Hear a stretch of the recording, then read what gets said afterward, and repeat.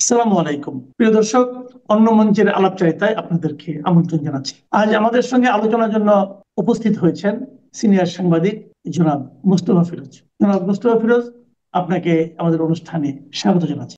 ধন্যবাদ। আহ, আমি প্রথমেই যে প্রশ্নটা দিয়ে শুরু করতে চাচ্ছি সেটা হলো যে সদ্য সমাপ্ত যে বিমস্টেক যে সম্মেলনটা হয়ে গেল, এখানে ভারতের সরকার প্রধানের সঙ্গে বাংলাদেশ সরকার প্রধানের বহুল প্রত্যাশিত যে আলোচনাটা, সেই আলোচনা নানা ধরনের বিশ্লেষণ কিন্তু হচ্ছে। এবং সেই বিশ্লেষণে যতটুকু আমরা জানতে পেরেছি দুই পক্ষের যে বিবৃতি থেকে সেখান থেকে আপনার কি মনে হয় যে ভারত আমাদের কাছে আসলে কি চেয়েছে এবং বিনিময়ে আমরা কি চেয়েছি, এটা নিয়ে আপনি যতটুকু বুঝেছেন বিভিন্ন বিবৃতি থেকে সেটা যদি একটু বুঝিয়ে বলেন আমাদের। ভারতের যে চাওয়াটা, সেই চাওয়াটা আমি আমার কাছে যেটা মনে হয় যে তারা মনে করে যে এখন যে উত্তেজনাটা আছে বা সম্পর্ক নষ্ট হওয়ার যে নানা রকম উপাদান আছে, একটা পার্মানেন্ট গভর্নমেন্ট বা রেগুলার গভর্নমেন্ট আসলে তখন একটা স্থিতিশীলতা আসবে। তখন যে গভর্নমেন্টই আসুক না কেন, তারা তাদের প্রয়োজনেই অর্থনৈতিক, বাণিজ্য এবং সীমান্তের কথা চিন্তা করে বিশাল সীমান্ত প্রতিবেশীর সাথে তারা একটা সুসম্পর্ক বজায় রাখবে, মানে হোস্টাইল অ্যাটিটিউড নিয়ে কথা বলবে না। আর যখন নাকি রেগুলার গভর্নমেন্ট থাকে না, তখন নানা রকম ফ্যাক্টর কাজ করে, যারা উত্তেজনা ছড়ায়, এক ধরনের আহ পরিস্থিতি তৈরি করে। আর এইসব পরিস্থিতি যদি চলতে থাকে, তাহলে সেখানে পাকিস্তানের আগমন ঘটে, চীনের এক ছোবল মারে, এবং সেরকম কিছু ঘটনাও ইতিমধ্যে ঘটেছে। তো সেই কারণেই তারা একটা রেগুলার গভর্নমেন্ট আসলে একটা সম্পর্কর পারদটা, যে উত্তেজনার পারদটা, সেই পারদটা নিচে নামবে বলে তারা মনে করে। এই কারণে আমার মনে হচ্ছে যে ওই সংখ্যালঘু ইস্যুটা আসলে এটা হলো তাদের নির্বাচনী একটা ইস্যু, যে তারা সবসময় যে হিন্দুদের পক্ষে থাকে, হ্যাঁ, ভারতে এবং বাংলাদেশে, এইটা তারা সবসময় তুলে ধরার, এটা একটা তাদের আভ্যন্তরীণ রাজনীতি। এছাড়া বাংলাদেশে এমন কোনো হিন্দু নির্যাতনের ঘটনা ঘটেনি আহ বড় ধরনের। যদি রাজনৈতিক কার্যকারণ ছাড়া যদি ঘটতো, তাহলে তারা বলতে পারতো 5ই আগস্টের মূলত হলো রাজনৈতিক না, পটপরিবর্তন। আমি যদি আপনাকে আমি যেটা জিজ্ঞেস জানতে চাই, যদি ভারত, আমি জানি না তাদের মধ্যে কি আলাপ হয়েছে, আমি আর আপনাদের ওখানে ছিলাম না, বাট আমি আমার কমন সেন্স দিয়ে যে বলতে চাই, যদি ভারত বলে থাকে যে চিন্ময় প্রভুর যে গ্রেপ্তারের ব্যাপারটা, এটা নিয়ে যদি বলে, এটা নিয়ে তাহলে আমাদের সরকার প্রধান আপনার কি ধারণা, কি জবাব দিতে পারেন? আমার মনে হয় না যে এরকম কোন প্রসঙ্গটা স্পেসিফিক ভাবে উঠাইছে, সামগ্রিক ভাবে তারা বলছে। এবং এই প্রসঙ্গটা অলরেডি ডাউন হয়েছে এই কারণে যে ইতিমধ্যে ভারত নিজেই কিন্তু আহ, কিছু রিপোর্টে ভারতের গোয়েন্দা সংস্থা কে সংখ্যালঘু সম্প্রদায়ের উপর অত্যাচার, নির্যাতন, এইসব কারণে কিন্তু নিষিদ্ধ করা বা স্যাংশন দেওয়ার সুপারিশ আসছে। আরো একটা রিপোর্টে তাদের গণতন্ত্রের নিয়ে প্রশ্ন উঠছে, যে তাদের পার্লামেন্টের এই স্বেচ্ছাচারিতা কেন। তো সব মিলায় আমার ধারণা যে এই ওই ইস্যুটা ছিল এরকম, যে বাংলাদেশকে তখন একটু কোণঠাসা করার জন্য সংখ্যালঘু ইস্যুটাই ছিল সামনে নিয়ে আসা। যদি না নিয়ে আসতো, তাহলে 5ই আগস্টের পরিবর্তনটাকে তাদেরকে ওয়েলকাম করতে হতো। তারা ওয়েলকাম করতে চাচ্ছিল না এবং একটা চাপে রাখতে চাচ্ছিল। তো এখন ভারতও রিয়ালাইজ করতেছে যে এই চাপে রাখাটা হিতে বিপরীত হবে, ছুটে যাবে হাত থেকে, হয়তো চীনের দিকে বেশি চলে যাবে। চীনকে বাংলাদেশের যেই মংলা বন্দর, তিস্তা ব্যারেজ, এইগুলো তো ভারতের জন্য স্বস্তিকর না। তো সেই জায়গাগুলোতে এখন দেখছে যে না, এইভাবে চাপে রেখে আসলে তো কিছু হয় না, এটা উল্টো ফলাফল হয়। সেই কারণে আমার মনে হয় সরে এসে তারা নির্বাচনের ইস্যুটাকে সামনে নিয়ে আসছে। তো আপনি কি বলতে চাচ্ছেন যে বাংলাদেশ তো অনেকদিন ধরেই চাচ্ছিল যে নরেন্দ্র মোদীর সঙ্গে ইউনূস সাহেবের একটা বৈঠক হবে, তাহলে আপনার কি ধারণা যে এই যে ইউনূস সাহেবের অতি সম্প্রতি চীন সফর, অথবা ঈদের সময় পাকিস্তানের প্রধানমন্ত্রীর সঙ্গে টেলিফোনের যে আলাপ, দেখেন এমনি বার্তা দেওয়া আর টেলিফোনে কথা বলা, এটা কিন্তু টোটালি ডিফারেন্ট একটা কিন্তু হাইট হয় কিন্তু। তো এখন এই টেলিফোনে কথা বলা, এগুলো কি ভারতের উপরে একটা বাড়তি চাপ তৈরি করেছিল যে কারণে তারা এই মিটিং এ রাজি হলো?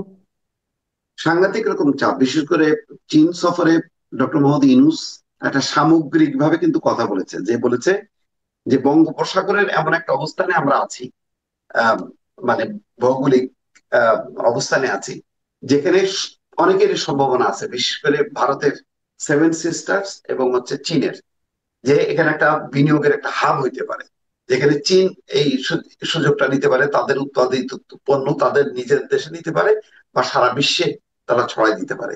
এইটাকে কিন্তু সাথে সাথে আপনি দেখবেন যে তাদের উত্তর পূর্বাঞ্চলীয় 7টা রাজ্যের প্রধানরা, রাজনৈতিক দল, এমনকি কংগ্রেস পর্যন্ত রিয়াক্ট করছে যে তাহলে মানে এটা কি 7টা রাজ্যকে কি চীনকে দিয়ে ঘেরাও করতে চায়, এরকম একটা কিন্তু কথা কিন্তু খুব প্রবল ভাবে, এবং তারা নরেন্দ্র মোদীর উপর প্রেশার করছে যাতে এই বিষয়ে নরেন্দ্র মোদী খুব শক্তভাবে কথা বলে। তো দেখবেন যে একটা লাইন আছে যে অপ্রয়োজনীয় আহ, মানে কথাবার্তা না বলার অনুরোধ করছে, যাতে মানে তারা বিব্রত হয় এমন কিছু। সম্ভবত ওই সেভেন সিস্টার্স এর ওই বিষয়টাই তারা নিয়ে আসছে, যাতে এইটা নিয়ে ইউনূস সাহেব কথা না বলে।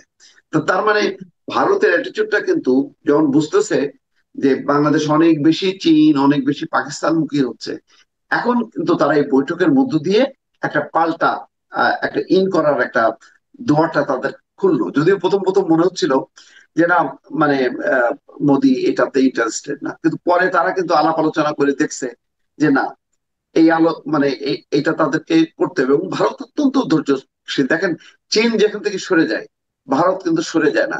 এখন দেখেন শ্রীলঙ্কায় ভারত ঢুকে পড়ছে, অথচ শ্রীলঙ্কার দুর্দিনের সময় চীন কিন্তু সরে গেল, ভারত কিন্তু কামড় দিয়েছিল, তারপর ঠিকই তারা কিন্তু ইন করলো।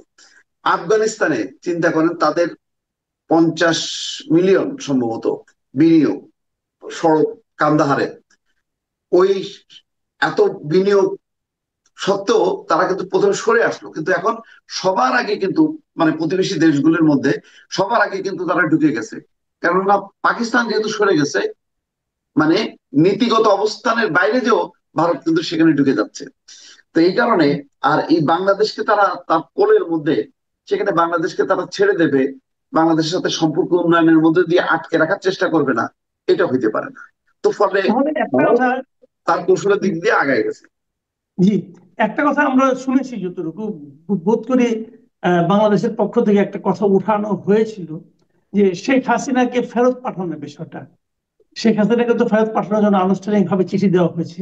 এখন সেটা ফেরত পাঠানো সম্ভব হবে কি হবে না, এটা নিয়ে বোধহয় একটা কথা বলা হচ্ছে। হুম। আপনার কি মনে হয় যে এখানে দুটো প্রসঙ্গ, একটা প্রসঙ্গ হলো যে ভারতের আস্থা অর্জনের জন্য, সদিচ্ছা দেখানোর জন্য বাংলাদেশ কি স্বয়ং চিন্ময় প্রভুকে ছেড়ে দেবে, অথবা বাংলাদেশের আস্থা অর্জনের জন্য, বাংলাদেশের সঙ্গে সুসম্পর্ক ভারত চায় এটা প্রমাণের জন্য ভারতকে শেখ হাসিনাকে বাংলাদেশের কাছে তুলে দেবে? আপনার কি মনে হয়? না, সেটা সেটা হবে না। চিন্ময়ের জামিন এটা সময়ের ব্যাপার, এটা নিয়ে ভারত এইভাবে রিয়াক্ট না করলে বরং ভালো হতো, তাহলে ছেড়ে দিত। কারণ তখন ওই রকম রিয়াক্ট করার পরে ছেড়ে দিলে সরকার একটা দুর্বলতা প্রকাশ করে, ফলে সরকার আবার আভ্যন্তরীণ ভাবে অন্যদের দ্বারা আবার চাপের মধ্যে পড়তো। সেই কারণে হয়তো চিন্ময়ের মানে মুক্তিটা বিলম্বিত হয়েছে। এখন আমার ধারণা যে মুক্তি যে কোনো মুহূর্তে হয়ে যাবে।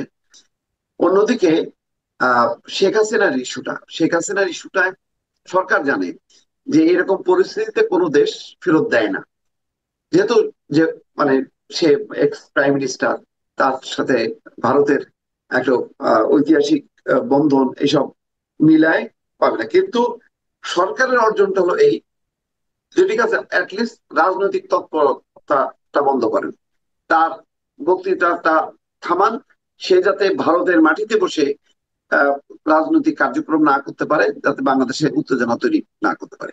হয়তো আমার ধারণা যে এই একটা জায়গায় হয়তো আহ, মানে ভারত কনসিডার করবে এবং হয়তো শেখ হাসিনাকে বলবে যে আমরা পাশাপাশি দেশ, আপনি যদি এইভাবে কথা বলেন তাহলে সেখানে একটা রাজনৈতিক পরিস্থিতি তৈরি হবে, যেটা ভারতের উপর চাপ পড়বে এবং সম্পর্কটা নষ্ট হবে।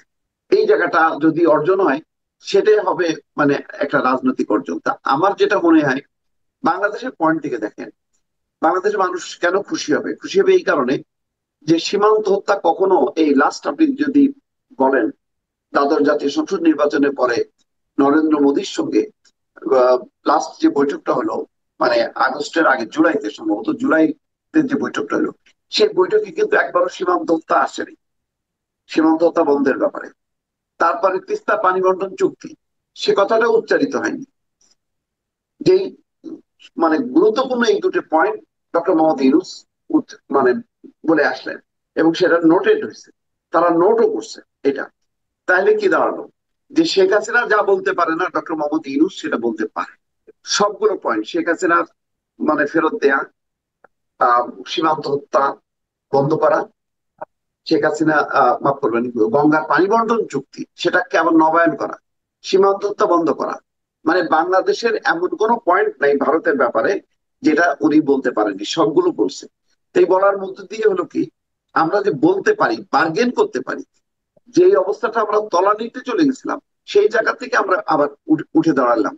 এটা কিন্তু কম অর্জন না। তা আমি মনে করি যে ভারত কতটুকু এই আলোচনায় মানে রাজনৈতিক মানে হিসাব নিকাশ বা ফলাফল তারা পাইলো কি পাইলো না, কিন্তু বাংলাদেশ কিন্তু একটা বার্গেনিং স্টেজে, যে বাংলাদেশের মর্যাদাটা, যেটা এখন বলা হচ্ছে যে সবার সঙ্গে বন্ধুত্ব, এবং এটা মর্যাদাপূর্ণ বন্ধুত্ব হবে, মানে নতজন কোনো বন্ধুত্বের কোনো নীতি না, সেই জায়গায় কিন্তু অ্যাচিভ করলো ডক্টর মোহাম্মদ ইউনূসের মাধ্যমে। জি, অনেক ধন্যবাদ। অনেক ধন্যবাদ জনাব মুস্তাফা ফিরোজ।